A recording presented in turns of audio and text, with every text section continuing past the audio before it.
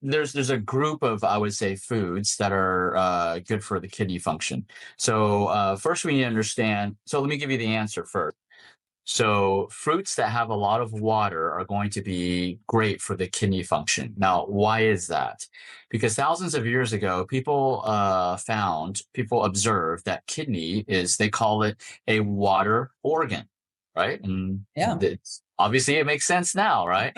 So they were Yeah. super intelligent back then. So they call it a water organ. Guess what? Because it helps with your water metabolism. It's one of the organs, one of the main organs for your water metabolism. And so if it's a water organ, then guess what? When you eat foods that have a lot of water, it's going to help the kidney function.